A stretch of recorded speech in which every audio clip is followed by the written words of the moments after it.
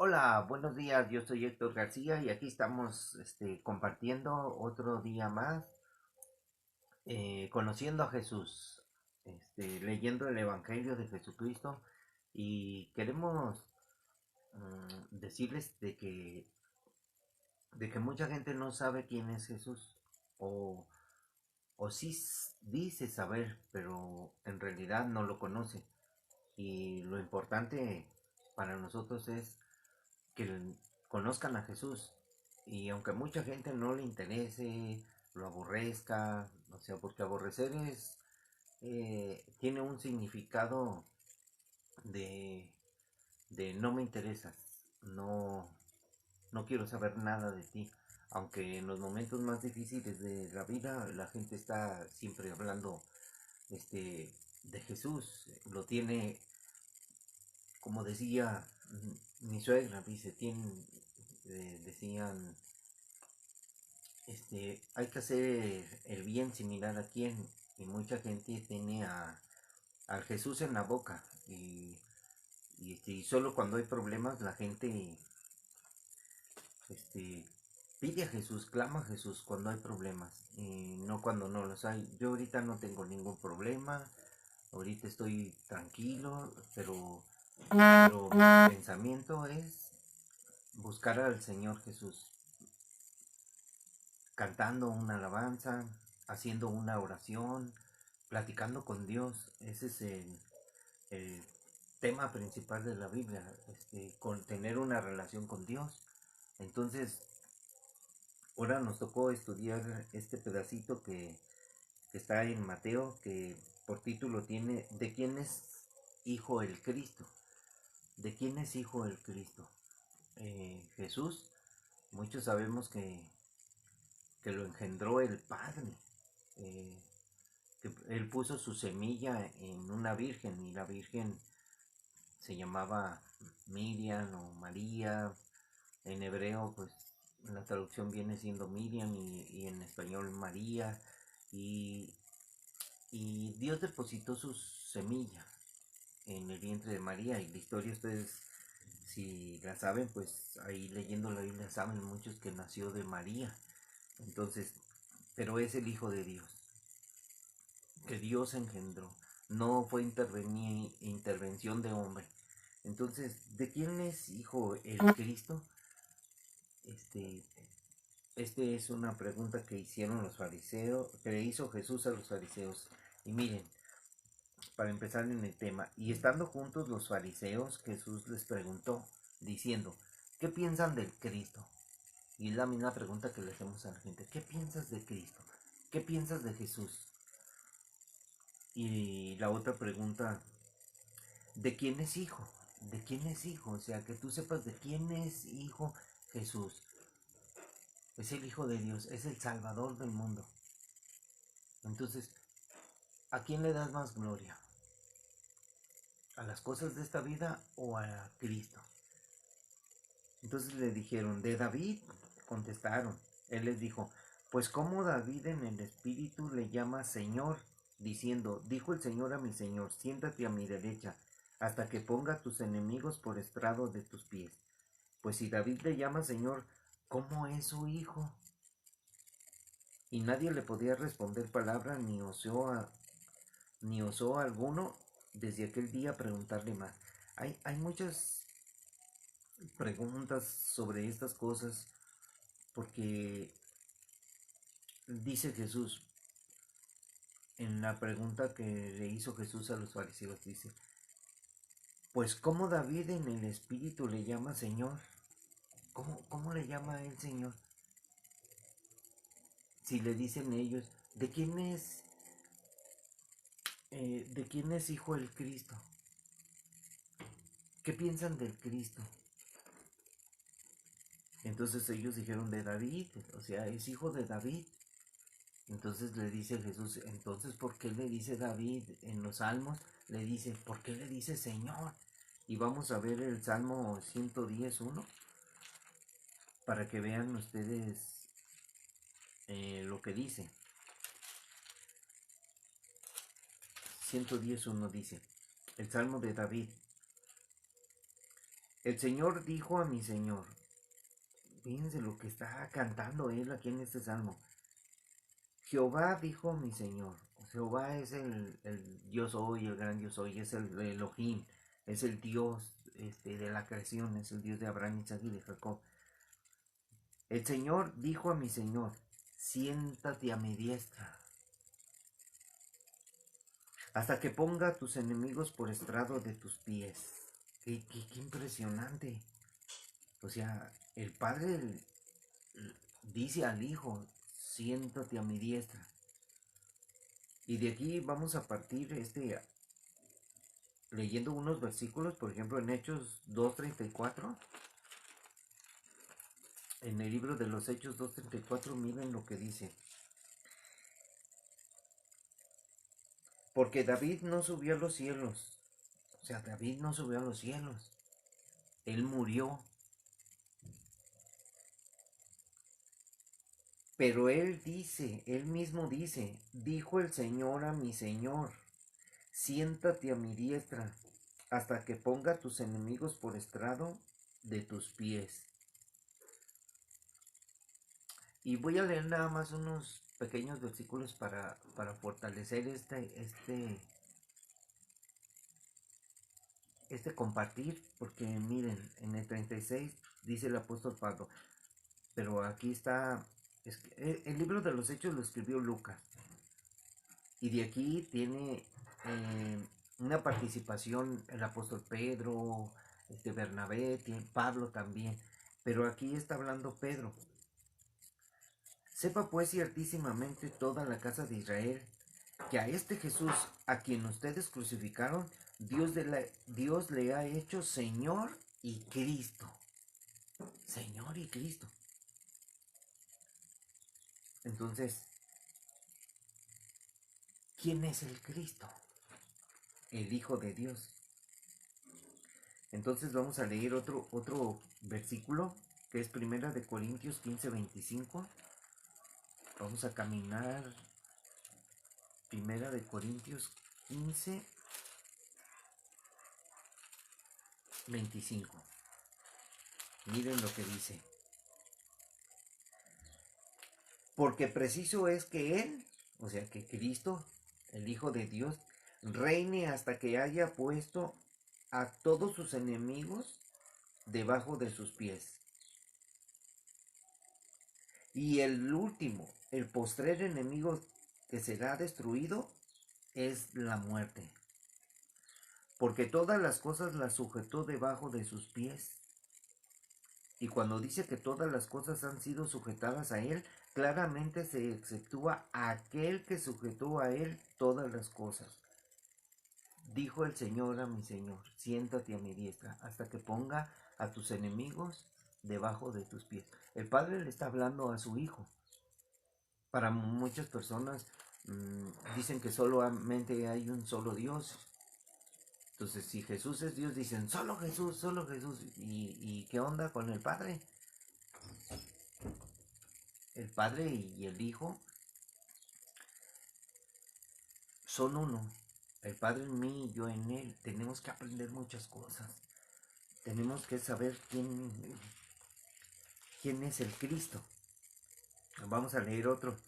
Es Efesios 1. Vamos a leer Efesios 1. Yo me quedé impresionado, me quedo impresionado cuando leo la Biblia. Efesios 1, 20 y 22. Miren lo que dice. Pero lo voy a leer desde el 19. Y cuál la supereminente grandeza de su poder para con nosotros, los que creemos, según la operación del poder de su fuerza, la cual operó en Cristo, resucitándole de los muertos y sentándole a su diestra en los lugares celestiales. Aquí está hablando de que el Señor, con el poder de su fuerza, resucitó a Cristo y lo hizo sentar a su diestra en los lugares celestiales. Esto es maravilloso. Dice, sobre todo principado y autoridad y poder y señorío y sobre todo nombre que se nombra, y se lo puso el Señor. No solo en este siglo. Está hablando, por ejemplo, aquí está hablando que aquí ya era como el año 100, en el año 100. No solo en este siglo, sino también en el venidero. El tiempo que viene, el siglo 2, siglo 3, hasta que llegamos a nuestra era, a nuestro tiempo. Sino también en el venidero, en el futuro. Y sometió todas las cosas bajo sus pies. Y fíjense lo que dice. Y sometió todas las cosas bajo sus pies. Habla como en esta palabra, habla como si Dios revelara el futuro que ya fue hecho. Porque en el versículo anterior, en el Salmo, dice, hasta que ponga tus enemigos debajo de tus pies. Y aquí ya está hablando, y sometió todas las cosas bajo sus pies. O sea, todo está a los pies de Cristo. Por eso decimos nosotros, ven a los pies de Cristo. No vengas a los pies de otro, de otra, de otra cosa. Y lo dio por cabeza sobre todas las cosas a la iglesia. O sea, la iglesia es el cuerpo de Cristo y Cristo entonces es la cabeza. Porque Él es el rey. A la iglesia, dice. Y sobre todas las cosas a la iglesia lo dio por cabeza, la cual es su cuerpo, la plenitud de aquel que todo lo llena en todo. El único que nos puede llenar es Jesús dándonos su palabra y dándonos sus promesas y el aliento de vida que es a través de su palabra por medio del Espíritu Santo. Y miren otra cosa, vamos a leer Colosenses 3, Colosenses 3:1. Filipenses, Colosenses 3:1. Miren, si pues, habéis resucitado con Cristo, si has resucitado con Cristo, buscas las cosas de arriba, donde está Cristo, sentado a la diestra de Dios. La gente pregunta a veces, ¿quién es Dios? Dios, el Padre, le dio toda autoridad y toda potestad a su Hijo, para que en el Hijo toda la humanidad sea salva por medio de Jesús. Muchos dicen, es que Jesús es otro Dios. No, Jesús es Dios mismo. Aquí dice el Señor, dice, en el 2, en el 3:2, dice, pongan la mira en las cosas de arriba, no en las de la tierra. Dice, porque habéis muerto y vuestra vida está escondida con Cristo en Dios. Cuando Cristo, vuestra vida, se manifieste, entonces vosotros también seréis manifestados con Él en gloria. Cuando Jesús se manifieste, nosotros también seremos manifestados, los hijos de Dios, los verdaderos, los humanos que hayamos recibido a Jesús como nuestro Señor y Salvador y que hayamos creído a sus promesas y obedezcamos en muchas cosas a Dios, porque muchas veces somos desobedientes, muchas veces no obedecemos a Dios, o sea, no hacemos su voluntad, hacemos la nuestra y nos equivocamos y pecamos y no tomamos buenas decisiones. Entonces nosotros tenemos que estar muy atentos a esas cosas. Ahora vamos a leer Hebreos 1:13. En la mañana estaba estudiando ya lo había estudiado y estaba estudiándolo, repasando para poder compartirlo y se me hace muy impresionante todo. Miren, Hebreos 1:13, miren lo que dice. Dice, pues, ¿a cuál de los ángeles dijo Dios jamás? Siéntate a mi diestra, hasta que ponga tus enemigos por estrado de tus pies. ¿A cuál de los ángeles le dijo Dios, siéntate a mi diestra? A ninguno. Solamente a Jesús. Le dijo el Señor a Jesús, siéntate a mi diestra hasta que ponga a tus enemigos por estrado de tus pies. Todo lo va a hacer el Señor. Jesús vino a esta tierra y Él vino a hablar las palabras de Dios. Él no vino a hablar lo que él quería, lo que Él le parecía.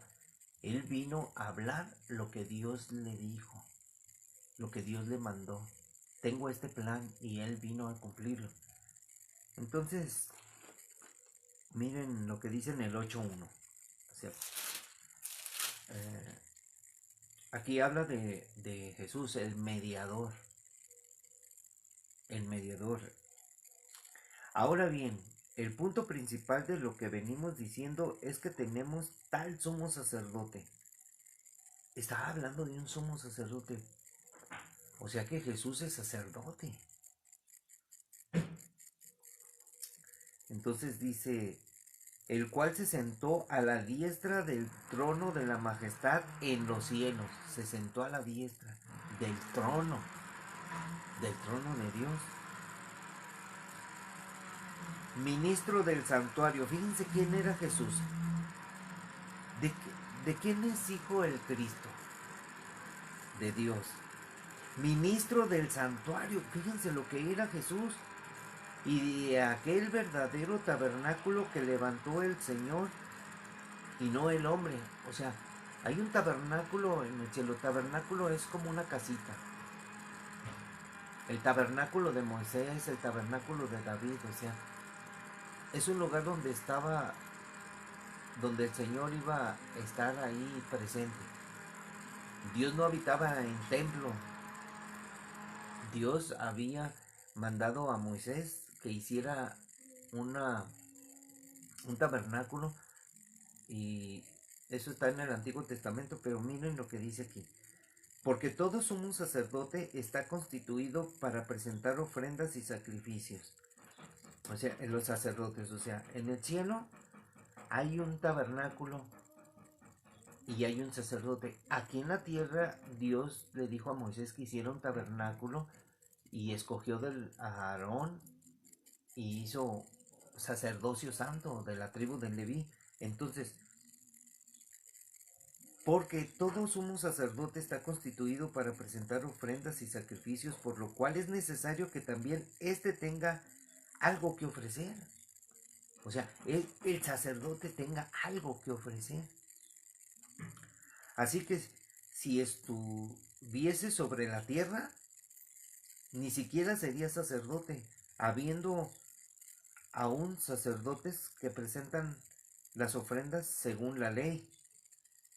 O sea, ni siquiera sería un sacerdote. Hay muchos sacerdotes.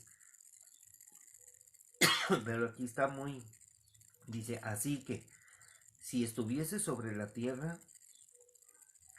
ni siquiera sería sacerdote, habiendo aún sacerdotes que presentan las ofrendas según la ley, los cuales sirven a lo que es figura y sombra de las cosas celestiales, como se advirtió a Moisés cuando iba a erigir el tabernáculo, diciendo, mira, haz todas las cosas conforme al modelo que se te ha mostrado en el monte.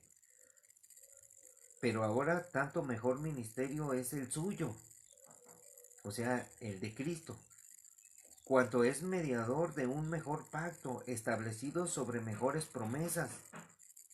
O sea, vienen las promesas de Dios a través de Moisés, a través de la obediencia, de cumplir la ley. Pero viene un mejor pacto que es a través de un mediador, que es Jesucristo, el sacerdote verdadero, el sumo sacerdote, el único que está en el cielo, un sacerdocio santo. Porque si aquel primero hubiera sido sin defecto, ciertamente no se hubiera procurado lugar para el segundo. Está hablando del sacerdocio, porque reprendiéndolos dice, he aquí vienen días, dice el Señor, en que estableceré con la casa de Israel y la casa de Judá un nuevo pacto, no como el pacto que hice con sus padres, el día que los tomé de la mano para sacarlos de la tierra de Egipto. Porque ellos no permanecieron en mi pacto, o sea, desobedecieron. Dios le dijo, obedézcanme, obedezcan a mi palabra, y ellos no quisieron obedecer. Ahora, el pacto de la ley, Ahora viene un pacto nuevo, que es el pacto del sumo sacerdote, que aquí dice, porque todo sumo sacerdote está constituido para presentar ofrendas y sacrificios, por lo cual es necesario que también éste tenga algo que ofrecer.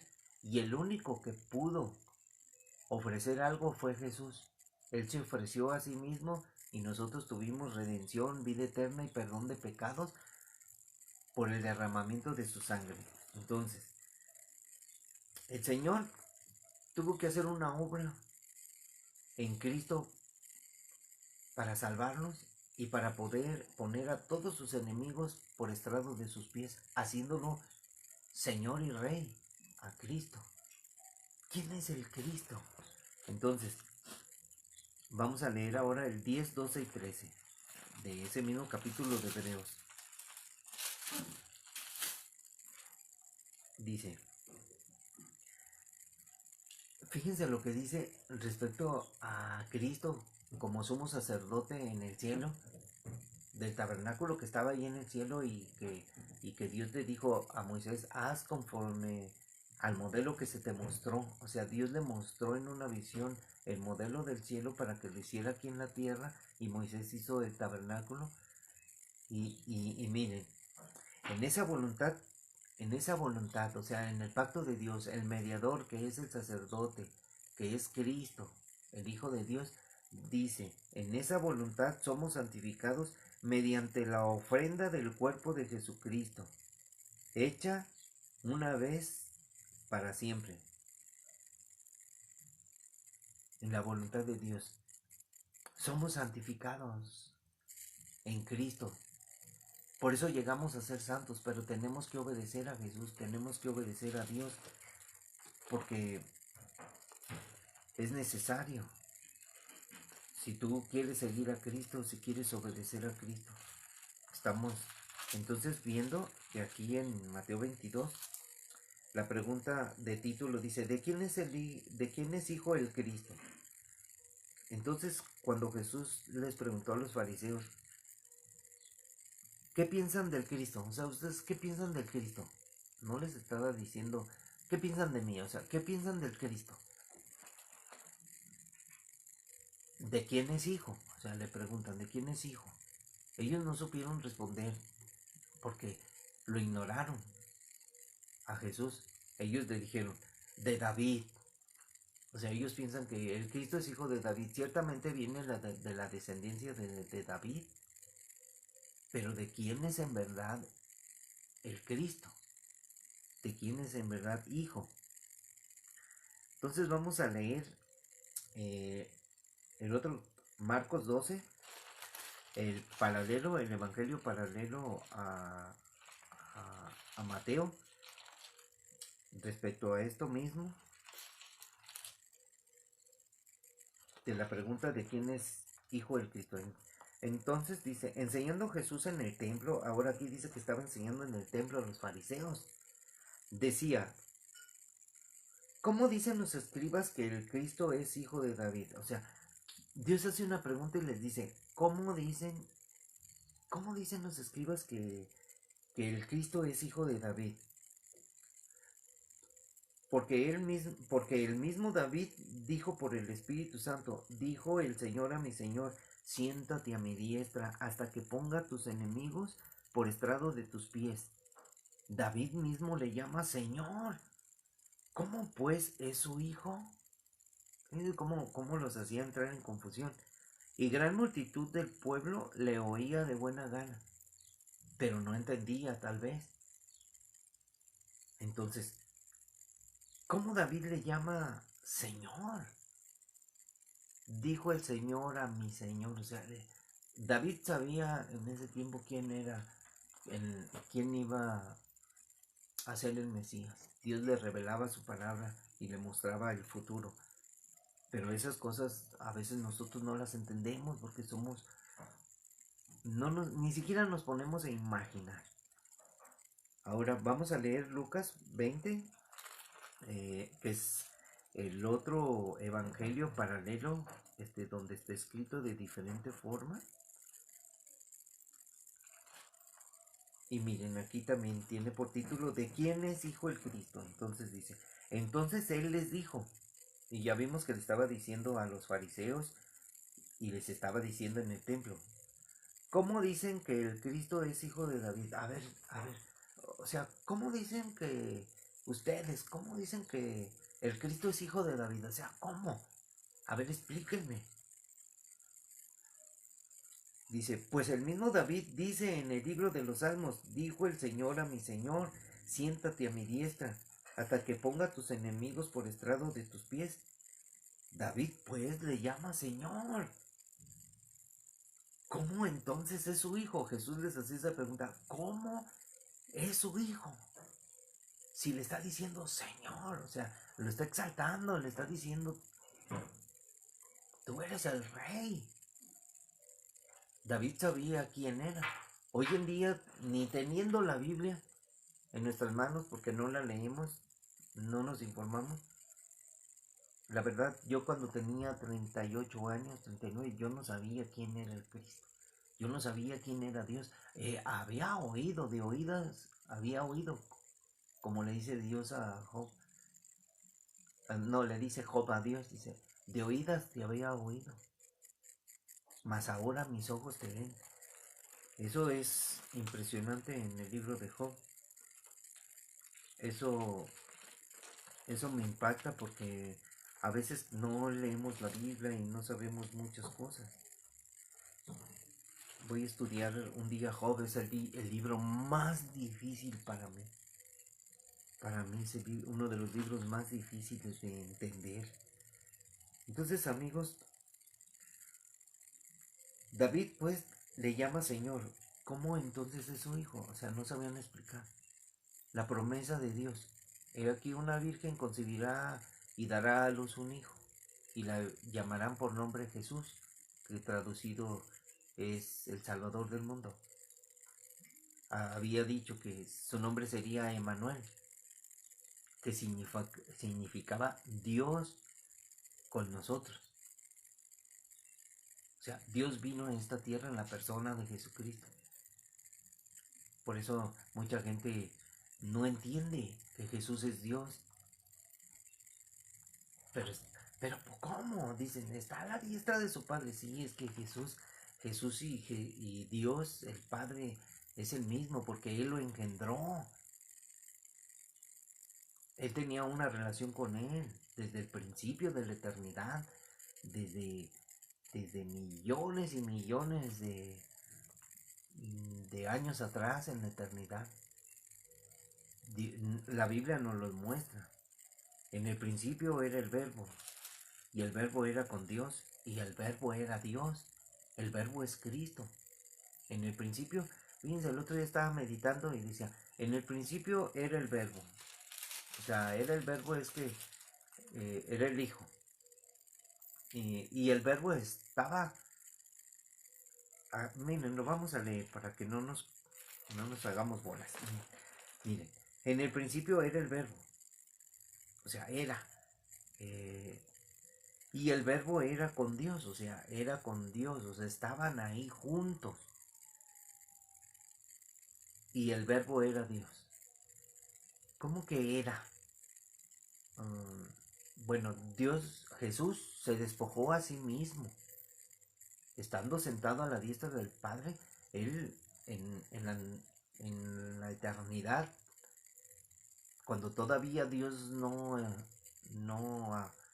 nos había creado, o sea, en la eternidad Dios pensó en nosotros, Jesús ya existía. Entonces, en el principio era el verbo, o sea, habla que en el principio de la eternidad, o sea, en el principio de... Miren, Jesús, para Dios no existe el tiempo, Dios es eterno. Entonces, en el principio era el verbo, desde el principio era el verbo, y el verbo era con Dios, y el verbo era Dios, era allá y fue aquí hecho humano como nosotros. Dios se hizo carne. Entonces, miren, ¿por qué digo que Él es Dios? Él fue el que creó todas las cosas. Miren, en el Juan 1 dice eso y Juan 2 dice, este O sea, este verbo era en el principio con Dios desde el principio de la eternidad. Todas las cosas por Él fueron hechas. O sea, ¿por quién? Por Jesús. Y sin Él, o sea, sin Jesús, nada de lo que ha sido hecho fue hecho. En Él, o sea, en Cristo estaba la vida. O sea, Él es el que da la vida. Dios le dio desde la eternidad, le dio toda autoridad, todo poder, porque es el Hijo amado en quien tiene complacencia Dios. Dios tiene un hijo y Dios quiere que adoremos a su hijo para que no se encienda su ira. Y la vida era la luz de los hombres. La luz en las tinieblas resplandece y las tinieblas no prevalecieron contra ella. Y miren, aquella luz verdadera, o sea, Cristo, que alumbra a todo hombre, venía a este mundo. Nació Jesús. En este mundo estaba, porque vino. Estaba, porque ya se fue. Y el mundo por él fue hecho. Pero el mundo no le conoció. Mundo se refiere a las personas. A lo suyo vino. Él tenía un plan. Él vino a los suyos. La salvación era para los judíos. No era para nosotros. Acuérdense de esa historia de la mujer que, que quería ser sana y tocó a Jesús en su manto y decía ella, si tan solo tocar el borde de su manto. Y Jesús vio que de él salía poder y volteó y ¿quién me ha tocado? Y le decían, Señor, toda la gente te está abrumando, te está amontonando así, te quiere tocar y tú dices, ¿quién te tocó? No, es que pues te están apretando, pero tú dices que te tocó alguien en especial. Entonces se avergonzó la mujer porque fue descubierta. Jesús sabía todo, pero él lo dijo para dar testimonio. Y la mujer dijo, avergonzada, le dijo Jesús, no está bien que el pan de los hijos se lo dé a los perrillos. El pan de vida, el pan que era... Jesús dijo, yo soy el maná. Mi padre les da el verdadero maná del cielo. Yo soy el maná del cielo. Moisés les dio el maná en el desierto cuando Dios lo hizo caer. Pero yo soy el pan de vida. Entonces, no está bien que el pan de los hijos se lo dé a los perrillos. Y ella dijo, Señor, pero también los perrillos mmm, comen, están ahí debajo de la mesa y comen de las migajas que caen de sus amos. Qué grande fe. Y nosotros que somos ahora participantes de la salvación de Dios, de su gracia, somos despreciables al estar cuestionando siempre a Jesús, si es verdad o no, si en verdad es Dios o no. Tenemos que creer que Él ha hecho una gran obra para nuestra salvación. Él es el sumo sacerdote que se ofreció a sí mismo, porque dice en Hebreos que cuando presenta ofrenda tiene que presentar algo a Dios.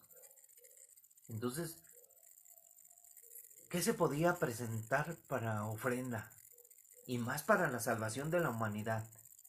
El mismo Cristo se ofreció como ofrenda agradable al Señor.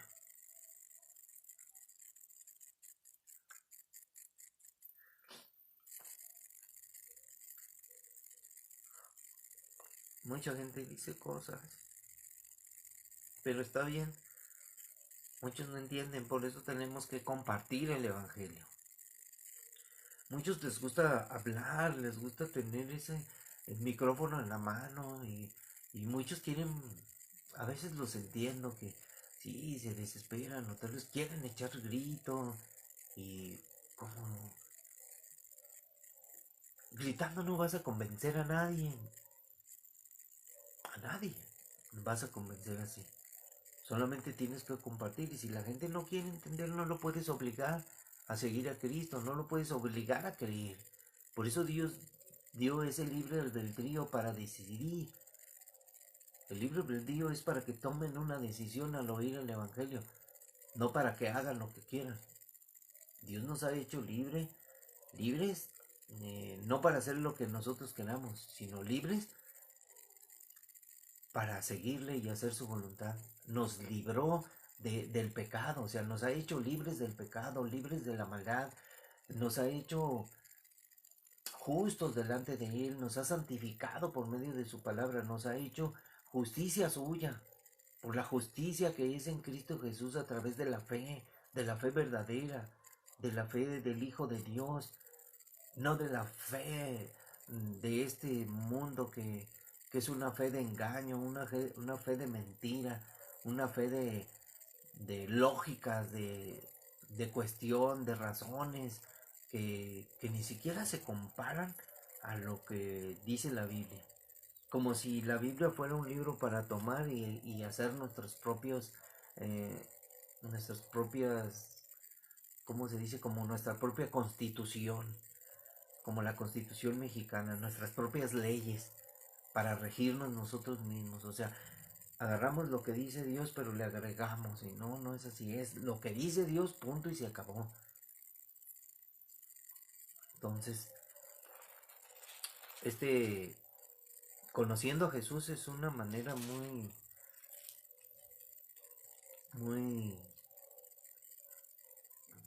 muy sencilla de poder acercarnos a Dios.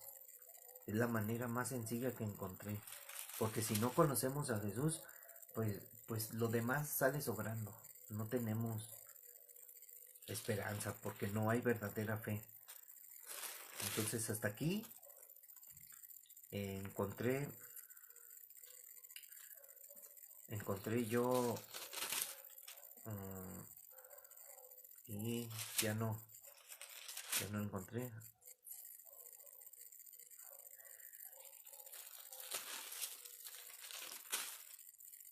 Ah, estaba viendo aquí, ¿de quién es el Cristo? ¿De quién es hijo el Cristo? Es la parábola 22 de Mateo, donde la tuve que partir porque estuve enseñando acerca de la cuestión del tributo, la pregunta sobre la resurrección, eh, el gran mandamiento, que ayer compartí el gran mandamiento y lo voy a bajar en YouTube. Creo que ahí está. Y ahora terminamos este capítulo y quiero decirte una cosa, Dios te bendiga, Dios te guarde, busca al Señor con todo tu corazón, que cada que te levantes a la mañana al despertar, tu pensamiento sea Jesús, sea pensar en el Señor, quién es, y cantarle una alabanza, porque las alabanzas son de Él. A Él sea toda la gloria, la honra, el honor, el poder, la magnificencia, la adoración. Ahí dice en la Biblia, a Él, solo a Él. Por eso la gente nos dice, ay, es que ustedes los cristianos, bueno, sigue a Cristo, conoce a Jesús y tú te vas a dar cuenta de quién es Cristo. Cristo es el que te salvó. No te salvó nadie más. No fue ni Pedro, no fue ni Juan, no fue nadie. Como hay un canto de Nelson Ned que escucha las alabanzas que él le cantó al Señor cuando vivía. Mucha gente no sabe quién es Nelson Ned. Era un chaparrito que vivía en las drogas. Se perdió porque él ganó el mundo con sus canciones. Pero él conoció a Jesús y se humilló. Por eso le llamaron el grande de la canción y él se humilló ante Dios y es grande ante Dios. Es un hombre de Dios que ya murió y las alabanzas que él le cantó al Señor, todas las experiencias que él tuvo, son bonitas. Y ahí hay un canto que dice que no es María, no es Pedro, no es Juan, no es José, es Jesús. Es Jesús el que nos salvó, el que dio su vida por nosotros. Yo te invito que oigas esas alabanzas, esos cantos, que pueden ayudarte a sanar tu corazón, a comprender, porque también a través de las alabanzas se conoce a Dios, se entrega a uno a Dios, cierras tus ojos y estás ahí con el Señor. Que la paz del Señor Jesucristo more en tu corazón. No es la paz así de que, la paz con nosotros, no vamos a tener problemas. No, la paz del Señor. Shalom, la paz verdadera. Muchas gracias amigos, Dios los bendiga y mañana si Dios quiere vamos a seguir compartiendo ya comenzando el capítulo 23, donde ya Dios empieza a subir de tono, empieza a subir todo lo que viene y todo lo que hay. Dios les bendiga, hermanitos. Un saludo a Tagua, Magdaleno. Dios te bendiga. A Jesús Cervantes, Dios te bendiga. Gracias y nos vemos mañana si Dios quiere o en la noche, porque estoy compartiendo en otros canales el mismo tema. Por eso me he tardado mucho, pero quiero aprender a seguir conociendo a Jesús. Dios los bendiga y van a estar todos en mis oraciones. Dios los bendiga, hermanos y amigos.